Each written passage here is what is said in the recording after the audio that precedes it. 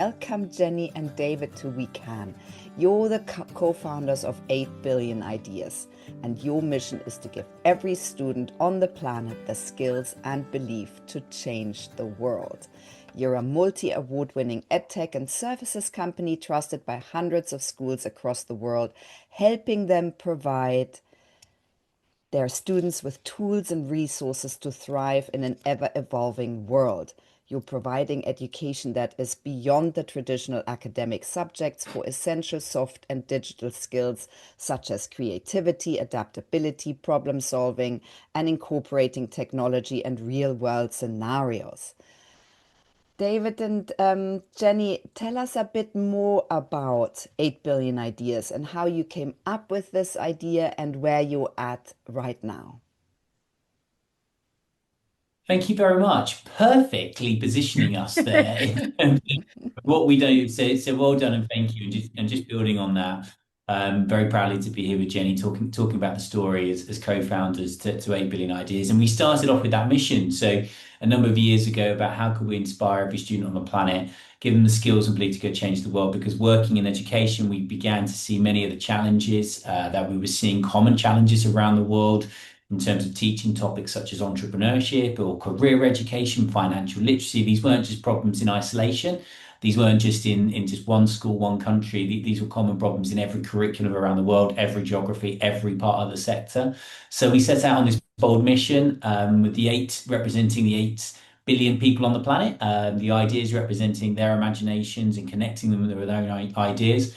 And we haven't really stopped since. So on paper, we're an education, edtech and services company, otherwise known as an education solution provider. So using technology, so using the screen in the classroom with all the content that the amazing 8Build team has done, but also the power of the person to go out into the schools to make sure the work is being, or the education is being implemented in the way that we've always envisaged. So far, so good. It's 25 countries, 1 million students in 4 academic years, and it feels like we're just getting started. I would also like to say, can we please take your introduction of us? And I think we might need to rewrite that and share that with our entire team, because as Dave said, it's a perfect introduction to explain our business. So thank you very much for that. Jenny and David, it's so impressive what you've built. Tell us a little bit more exactly how it works. So if we have a school listening right now, how would it work? I'll jump in because I've done that a few times today already, and then Jenny, I'll let you take the next one. We'll just work out Okay. doing which one's which. Yeah. So when we meet a school, the first thing is that they always buy into our mission, always look at the pillars of education. So the two next challenges that you have in terms of implementation is time and then budget. So when we work with school leaders, they're often working about how they can integrate this into timetable.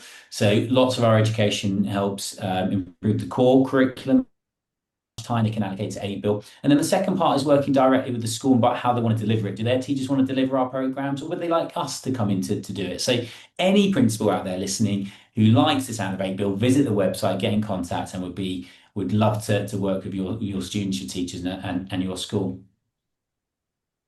Jenny and David, I'm wondering, can you put it a little bit into the wider context? You know, you've started this company because there is a real need in the world for this type of education that is not necessarily taught in the classroom. So I think there's only 15% of students globally who possess critical thinking skills. Paint us sort of the picture of why you think 8 billion ideas is really necessary. Sorry, Go for it, Jenny. there's a slight delay, so apologies for that. I just think it is necessary. We use the terminology, the critical curriculum. A lot of the work that's done in schools is the core curriculum, which obviously is incredibly important, your maths or English or science. But we do find whenever we speak to anybody about what we do as a business, they always say, I wish I was taught that at school. I wish I knew more about that. And as you said, our mission is to give every student on the planet the skills and belief to change the world. The reason we use the term student is very poignant. That isn't a mistake. We thought long and hard about using that for our mission, because student is actually anybody that wants to learn. So we do work a lot in schools, but we don't just want to focus on students aged 4 to 18. We like to think about everybody being a student from 0 to 100 plus, which is a lovely way to think about it. We're always wanting to learn, lifelong learning, and we think that's really important for everybody. So, from a wider context perspective, what we are talking about are 8 pillars, and I will let you do them, Dave, because I can never remember all 8 of them. But our 8 pillars are incredibly important in today's world because it's ever changing, and we need to be ready for future jobs that aren't even in existence yet. Yeah. Dave, do the 8 pillars because I can't remember them all, please. Entrepreneurship, leadership, careers, well-being, performance, financial literacy, sustainability, and technology. So you can see definitely they're all the subject areas which are commonly problems in schools around the world because they're changing so quickly, and it's very hard for schools to have the time or the resource to keep up to date with them. So that's why we call those pillars the critical curriculum to sit alongside and enhance the national curriculums around the world. Amazing. So let me take you back a little, Jenny and David. How is it to work as a team when you're a partnership? And what's your background? How how Oh, h- how did you think, the two of you, that you can pull this off? I don't know if we necessarily thought we could pull it off, but we're hoping we are. We do get asked that question quite a lot, and I do get asked the question, "How on earth do you work with your husband and you don't want to get divorced every 5 seconds?"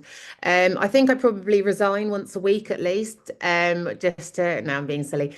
It's actually really good because we play on each other's strengths, and my weaknesses are Dave's strengths, and vice versa.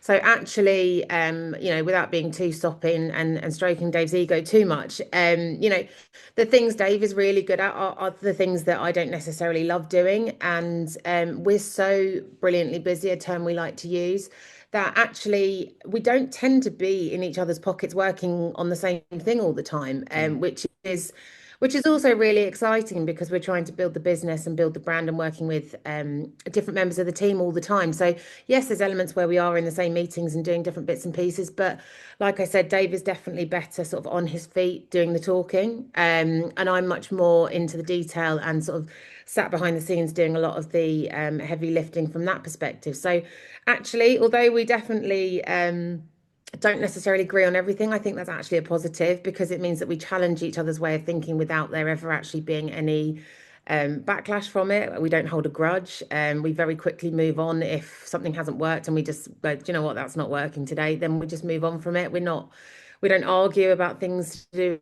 with the business. And it's actually really nice being able to work together because it means that our children get to see us working that way. We have 3 young boys, and they're very much part of what we do, and we want to inspire them. So that's my answer. Yeah, I think that comprehensively talks about how we work in terms of background. Then the second part of that question was both of us got a placement in IBM, so we started off our careers post university. Jenny studied business studies, I did history, different universities, different part of the country. Didn't know each other at that particular point, but we actually met in IBM. So we started our careers as graduates, working our way through the ranks in IBM, and then, but deep down, frustrated educationalists with the system. So we took an opportunity to step out of the tech sector, step into education, explore it, but not be tied to a single school. So just pre-COVID, we were working on a services organization, and we had to effectively start again post-COVID, and we went into ed tech space. So there's a lot of lessons from different chapters of our career, but strong foundation in the corporate space where we learned a lot. And we took different parts of that into starting a business, left a lot of it behind as well. So it was just coming together, and both Jen and I had that entrepreneurial instinct and ambition to build something.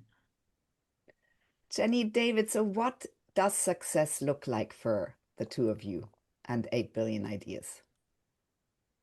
I think it's always different, long term, short term, next hour, or whatever it might be. When you've got a business which is scaling like ours is, there's always something breaking, right? Because you're building something which has never been done before. So you've got to have a mentality that you can't have such a, don't have a bad day, have a bad hour, pick yourself up, do the next thing well. So sometimes success is just getting through the day, right? Your business or the week. But actually answering it more seriously, we believe and know that we've got something very special on our hands here. So we feel that we've brought it to market. We've got that first milestone of 1 million students experience our programs in some sort of capacity.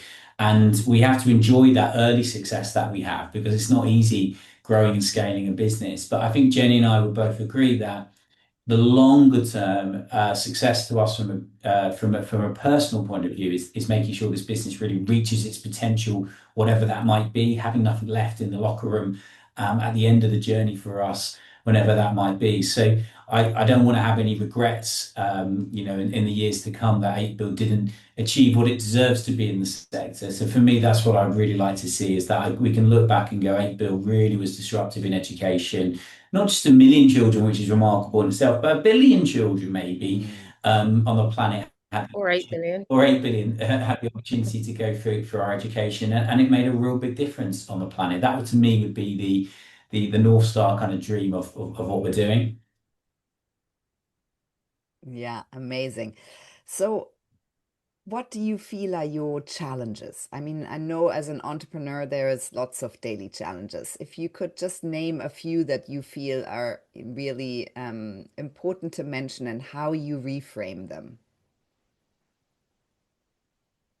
I'll take that one on Dave. I think it's interesting what Dave was saying. You can't necessarily say you've had a bad day. You try and reframe it that maybe something bad has happened, that, an invoice hasn't been paid, or a customer's changed their mind, or there's been a complaint. That might be something that you have to deal with, but that's not necessarily making your whole day bad. So reframing it that actually maybe it's just a bad hour is a much better way of looking at things. And I think one of the things Dave likes to call his job, chief emotion officer. There's a lot of emotions that happen within a business, and it's just managing emotions. And I read a quote the other day that I'm now going to probably forget as I'm trying to say it, but it was with regards to people will see the decisions you make, but not the choices you had to make to get to those decisions. And I really quite enjoyed that because actually, sometimes you have to make a decision and it may not feel like it's the right thing for everybody, but actually, there were 25 choices that needed to be made to make that final decision. And I think that's quite an interesting way of looking at it when you're thinking about the challenges, because it may mean that one day the focus or the priority is over here, but then the next day it's over here, and you're doing that for a number of different reasons. And I think that to me is one of the challenges, is trying to manage expectations of a lot of people and managing their emotions, because we're only ever trying to do the best by everybody that works for us, for our customers, for the teachers we work with, the parents, the students that we work with, and sometimes there's just things outside of your control. So it's a lot of it is controlling what you can control, which is another phrase that someone shared with me recently, and something myself and David say to each other when we are potentially having our bad hour is just do the next thing well and focus on your next task. What's your next task? Chunk it up and work things through that way. Yeah, amazing. So, how do you think you lead? What kind of leaders are you? How do we lead? Well, we try to be quite consistent when people join the business or in terms of the terminology that we use. And normally there's four things that I say to people before they start. Not normally, this is what I say, and we try to echo in our leadership style. So number one is I want people to be themselves. So to be you. I want people to bring their personalities, their experiences, their quirks, whatever it might be, into a business, and hopefully that allows them to really be themselves and flourish. Secondly, I want them to be curious. I'd like to think that I'm a curious, interested, creative kind of leader. I know Jenny certainly is as well. So be curious about what we're doing, like ask questions, get to know, different people in the business. Don't just sit there and maybe misunderstand the product for weeks or months or even years. Just be curious. So ask questions. Because I don't like it when people are kind of brain lazy, when they don't ask questions that they want to know the answer to, or just take that opportunity to take that leap. A big one as well is be kind. One that Jenny pushes, that we want a leadership style that even if you're or employees, that even if you're frustrated and angry, that there's still, you can lean on maybe kindness rather than other terminology, or just stay calm, and then you'll work out the best answer. And then lastly, make your mark. I'm a big believer in the importance of realizing one's own legacy and contribution.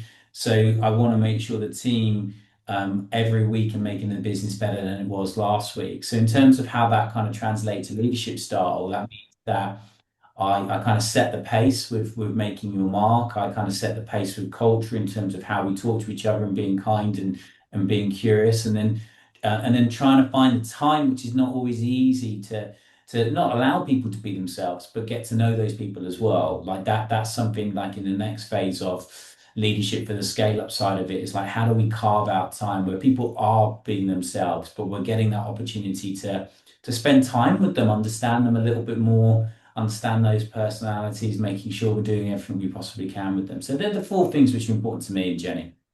Amazing. Yeah, and I'd like to say, I mean, I try as best to lead with empathy, and it's interesting what Dave was just saying with regards to trying to communicate better. It's we're celebrating on Thursday. It's Mental Health Awareness Yeah. Day, and as a result, we've actually suggested to our team, and we've paired up individuals that would otherwise not normally necessarily talk to each other because they're in different departments or different spaces or different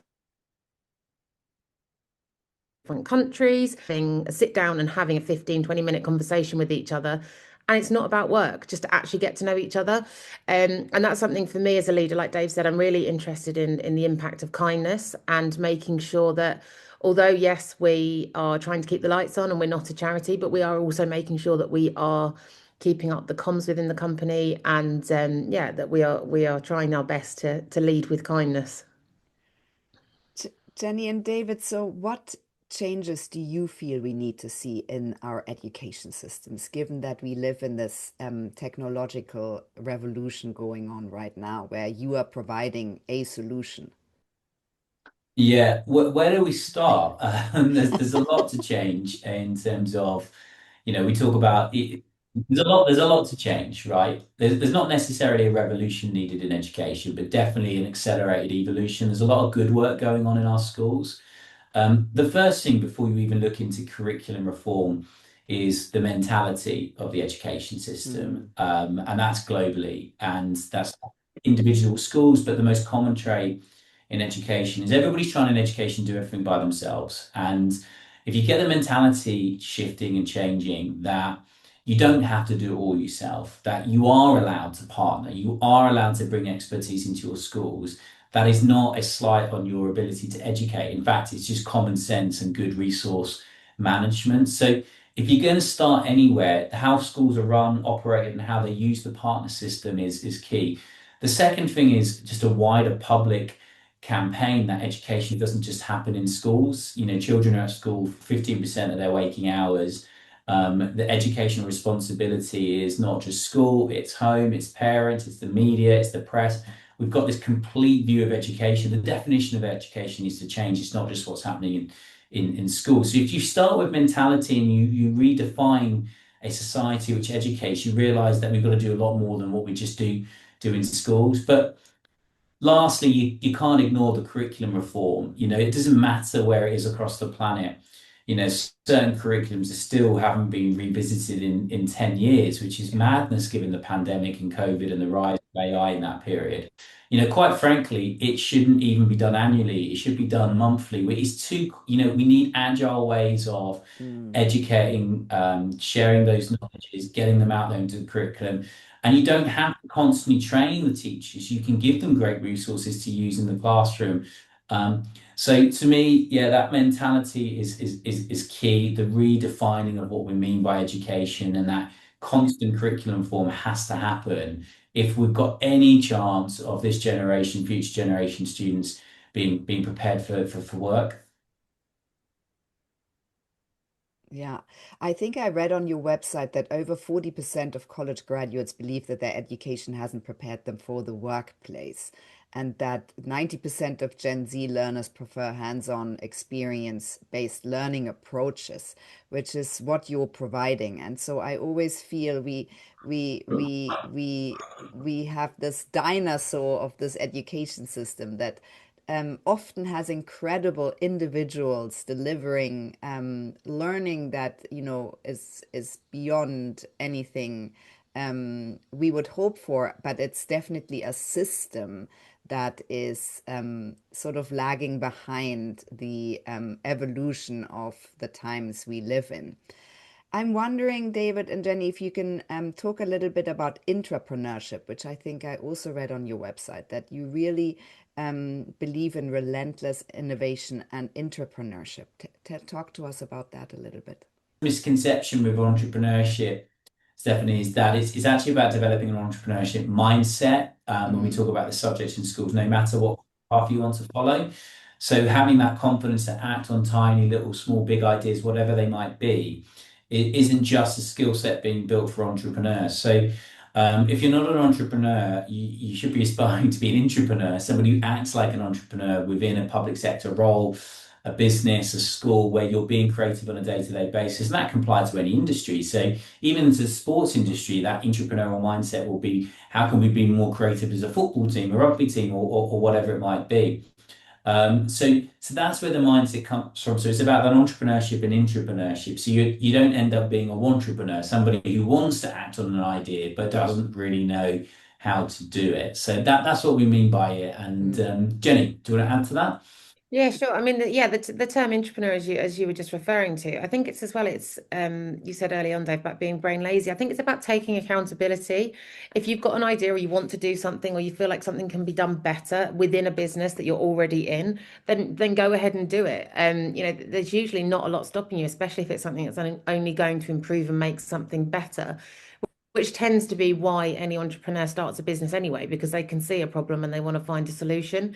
So it's a great mindset, exactly like Dave said. It's a fantastic mindset to have, because all you're doing is trying to improve and make something better, whether you're inside or outside a company. And if you happen to be inside a business, therefore you may refer to yourself as an entrepreneur. And that's kind of where Dave's coined the faint phrase from. Yeah, amazing. So, what are your plans and goals? Where are you heading with 8 billion ideas? What are the next steps for you? So we just launched, we took a leaf out of Apple's strategy. When they're launching new phones, they give each phone a new number, which actually is quite a smart way of getting a company focused for releasing new product lines over a period of time. So we just announced last week our launches for our launch product set for 8 billion ideas 2.0. So for what we're going to be doing in education over the next few years, and then the ambitions will be to continue to build on it. So we've always encouraged the team to not think 8 billion ideas will stand still, that we want to keep hearing ideas, anything which actually helps with our educational mission of giving every student on the planet the skill set to go change the world, skills ability to go change the world. We're open ears to. So today we are an education solution provider, predominantly that's made up of ed tech and services. But for example, there's more plans for more physical resources. So we've designed my financial first aid kit, my first job, future job kit, packs of cards, which really get exciting conversations going between child and parent at home.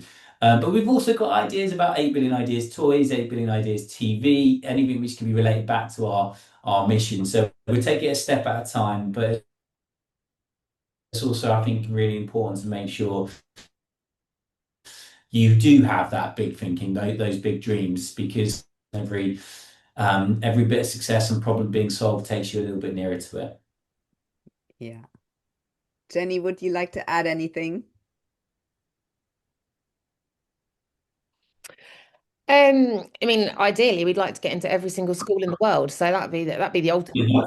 Yeah. That's the ultimate goal. And then if we can get into every single school in the world, we can start getting to every single person in the world, and get all of those 8 billion ideas. So yeah, I mean, why not, right? I can't see why there's any reason why we can't say that. We'd love to be able to try and share our messaging and share our business values with everybody.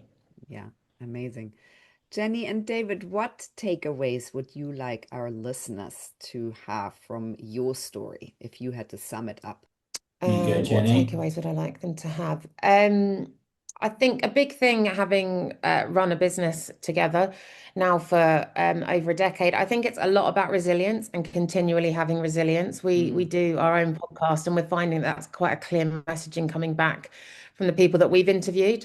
A lot of it is about persistence, resilience, normalizing the extraordinary, all those kind of phrases that keep coming up. And I think they would be the takeaways I would say, and I say it to my children all the time.